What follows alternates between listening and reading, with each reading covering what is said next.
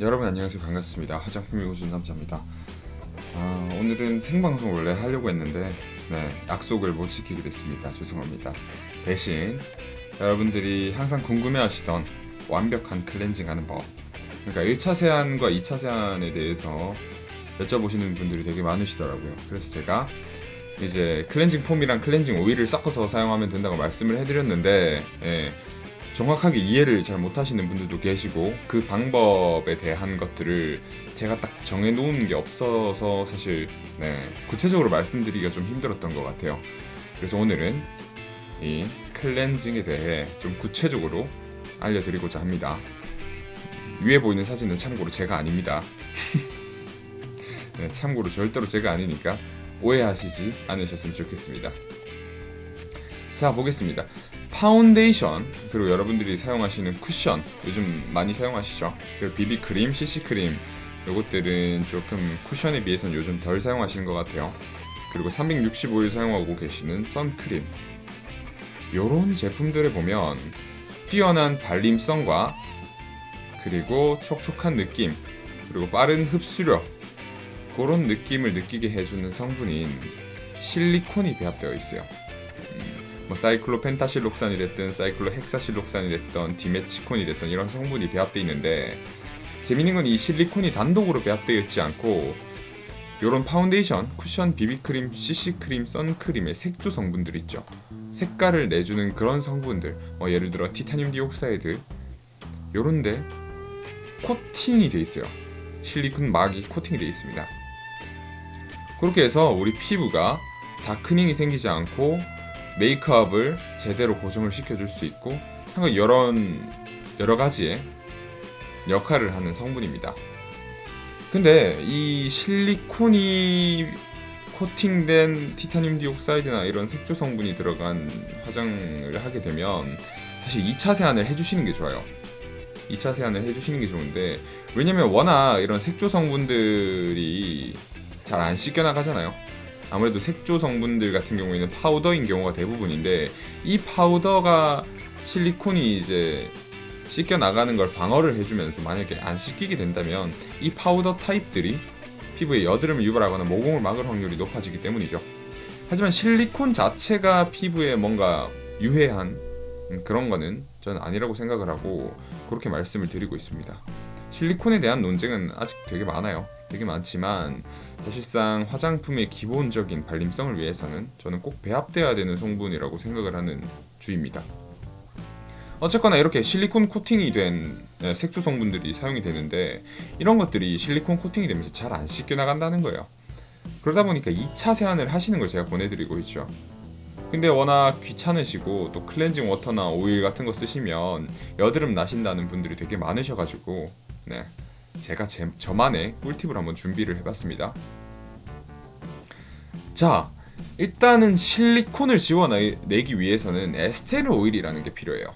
에스테르 오일이 뭐냐면, 예를 들어서 여러분들 되게 많이 보셨을 거예요. 이소프로필 미리스테이트, 이소프로필 팔미테이트, 이런 성분들이 있고 되게 여러 가지 성분들이 있어요. 세틸에틸헥사노에이트 이런 것들도 있고, 그런 것들이 많은데 이런 에스테르 오일이 실리콘을 제대로 지워줄 수 있어요. 그러니까 실리콘 오일을 딱 걷어냄으로써 색조 성분들, 그러니까 파우더 성분들이 피부에서 떨어져 나갈 수 있도록 도와준다는 거죠. 그게 바로 에스테르 오일의 역할입니다. 그러면 식물성 오일은 어때요? 그러면 아니면 그냥 폼 클렌징으로 좀 지우기는 힘드나요? 하시는 분들도 계시는데, 사실 이상적으로 이 실리콘을 제거를 해주고 파우더를 씻겨내게 하려면 이 에스테르 오일이 사실 좀 사용이 돼야 돼요. 그래야지 잘 지워지기 때문에. 그러면 비교를 한번 해볼게요. 일단 클렌징 폼 같은 경우에는 에스테르 오일이 아주 조금 들어있어요. 대부분 들어있어서 일단은 씻기는 기능을 하는 경우가 되게 많아요. 하지만 좀 많은 양을 사용하지 않으면 피부에 아무래도 조금 이런 성분들이 남아있을 수 있겠죠. 실리콘이 코팅된 이런 색조 성분이 남아가지고 여드름을 유발할 수 있는 거예요. 자, 근데 반면에 클렌징 오일 경우에는 전 성분 중에 베이스 성분이 에스테르 오일이에요. 그렇다 보니까 화장이나 메이크업이 엄청 잘 지워집니다. 강한 메이크업도 웬만하면 다 지워져요. 네. 이 에스테르 오일이 대부분 배합되는 이유는 사실 이런 좀 두꺼운 화장을 완벽하게 지워주기 위해서 배합되는 건데, 근데 단점도 있어요. 이 에스테르 오일 자체가 좀 자극이 있고 또 아무래도 좀 오일 성분이다 보니까 뭔가 모공을 막고 여드름 유발하고 피부에 오히려 얘들이 남을 것 같고 그런 걱정이 있단 말이에요. 제대로 혹시 안 씻겨 나가면 어떨까? 내가 씻는다고 제대로 씻었는데 오히려 이 클렌징 오일이 내 피부에 남아 여드름을 유발하는 경우도 있기 때문에 이제 클렌징 오일을 안 쓰시고 클렌징 폼만 쓰시는 분들이 대부분이셨어요. 그죠? 아니면 클렌징 워터를 쓰시거나. 요즘 그래서 클렌징 오일이 되게 뭔가 각광을 덜 받게 된 그런 상황이 있습니다. 하지만 저는 이 클렌징 오일의 경우는 오히려 클렌징 워터보다 성분이 더 좋다고 항상 말씀을 드려요.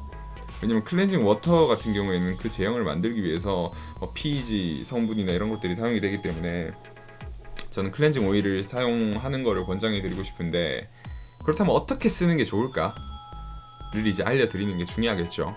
어떻게 하면 여드름 안 나게 클렌징 오일을 쓸 수 있어요? 그리고 클렌징 폼으로는 어떻게 하면 이 에스테르 오일을 완벽하게 제거해 줄 수 있을까요? 실리콘을요. 그런 부분에 대해서 이제 설명을 드리도록 하겠습니다. 자, 일단 1차 세안이에요. 제가 아까 전에 말씀드렸다시피 비비크림, CC크림, 파운데이션, 쿠션, 선크림 이런 거 좀 딥하게 바르셨을 때는 이중 세안을 해주셔야 된다고 말씀드렸는데, 1차 세안을 하실 때 클렌징 폼과 클렌징 오일을 동시에 쓰는 방법입니다. 재밌죠? 클렌징 오일을 왼쪽 아래 보이는 사진처럼 손에 덜어서 짜주세요. 그리고 나서 거품을 내줍니다. 물을 적당히 적셔가지고 거품을 충분히 내셨으면 거기에 클렌징 오일 한 펌프 정도를 짜주세요. 그러니까 에스테르 오일을 배합시켜주는 거예요. 내가 지금 만든 그 클렌징 거품에. 그러면 재밌는 게 클렌징 거품이 조금씩 사그라들어요. 예, 재밌죠?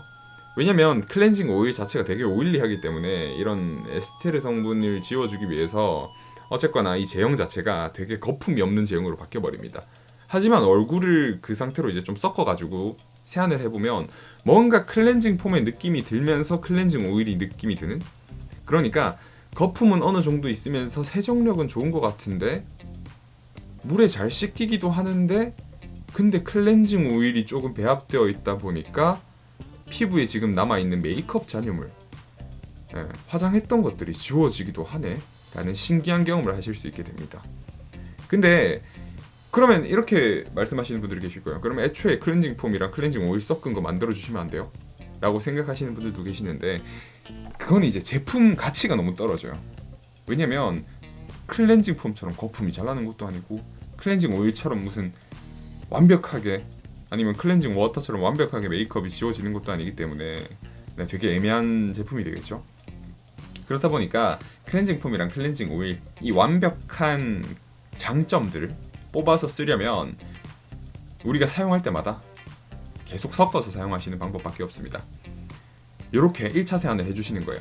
근데 1차 세안을 하고 나셔도 약간 얼굴에 오일리한 게 남아있는 느낌이 들 거예요. 네, 에스테르 오일이 조금 남아있는 어떤 느낌이 드실 텐데, 그렇기 때문에 2차 세안이 필요한 거예요. 그렇다면 2차 세안 어떻게 하면 좋을까요? 2차 세안 어떻게 하는지는 뒷장에 제가 적어놨나봐요. 어쨌거나 보시면 거품량이 감소한다고 말씀을 드렸고, 대신 세정력이 증가한다는 걸 말씀드렸고, 자극이 감소한다는 걸 말씀드렸어요. 클렌징 오일의 단점이었던 피부가 답답해지거나 오일이 피부에 과하게 남을 수 있다는 점들을 개선시켜주는 거죠. 그리고 클렌징 폼이 가질 수 있는 뭔가 따가움, 그런 것 같은 자극을 이 오일이 좀 자극을 감소시켜주는 역할을 하기도 합니다. 자, 이제 2차 세안할 순서입니다. 아까 남아있던 피부에 남아있던 에스테르 오일을 완벽하게 씻어내는 건데요. 클렌징 폼으로만 단독 세안하시는 겁니다. 클렌징 폼을 다시 짜주세요. 그리고 충분히 거품을 내서 부드럽게 세안을 해주시는 겁니다. 꼼꼼히. 아까 남은 에스테르 오일 그리고 메이크업 잔여물들을 마지막으로 한 번 더 체크를 해주면서 씻어낸다는 생각으로 씻어내주세요. 그렇게 하시면 되게 보들보들하면서 클렌징 마무리감이 좋은 클렌징을 하실 수 있게 됩니다. 완벽하게 씻겨진 느낌이 딱 들어요. 딱 드는데 물이 동글동글하게 맺히는 현상이 발생을 하지 않죠. 물이 동글동글하게 맺힌다는 거는 세안이 제대로 안 돼가지고 아직 피부에 오일이 남아있다는 걸 의미합니다. 표면 장력과 연관이 되기 때문에 물이 얼굴에 딱 닿았을 때 완벽하게 샥 퍼질 수 있어야 돼요. 그런 경험을 하실 수 있게 됩니다. 이렇게 1차 세안, 2차 세안을 하시게 되면 이런 방법은 클렌징 오일이나 워터를 못 쓰는 지성 피부분들도 사용이 가능하시고, 그리고 되게 건조하신데 그래서 세안을 좀 최소화하고 싶으신데 클렌징 오일은 써야 되겠고 하시는 분들이 사용하시기에도 좋습니다. 그리고 좁쌀 많이 나시는 분들, 이런 클렌징 오일이나 클렌징 워터가 좀 세안하고 나서 피부에 많이 나와서 좁쌀 여드름으로 고생하시는 분들도 이 방법을 사용하시면 좁쌀 여드름 케어에 도움을 좀 받으실 수 있을 겁니다, 여러분. 자, 요렇게 어떻게 하면 클렌징 폼이랑 클렌징 오일을 섞어서 이상적인 클렌징을 할 수 있는가에 대해서 알아봤습니다. 여기까지 화장품 밀고 주는 남자였습니다. 여러분 감사합니다. 오른쪽 하단에 구독 버튼 한 번씩 눌러주시고 좋아요 한 번씩 부탁드리겠습니다. 화장품 읽어주는 남자였습니다. 감사합니다. 다음번에 더 좋은 영상으로 인사드리도록 할게요. 그리고 보시면서 불편하시거나 아니면 피드백 해주시고 싶은 부분이 있으시면 언제든지 댓글로 달아주시면 제가 적극 반영을 하도록 하겠습니다. 항상 화장품 읽어주는 남자와 전국민 꿀피부 프로젝트를 함께 해주셔서 진심으로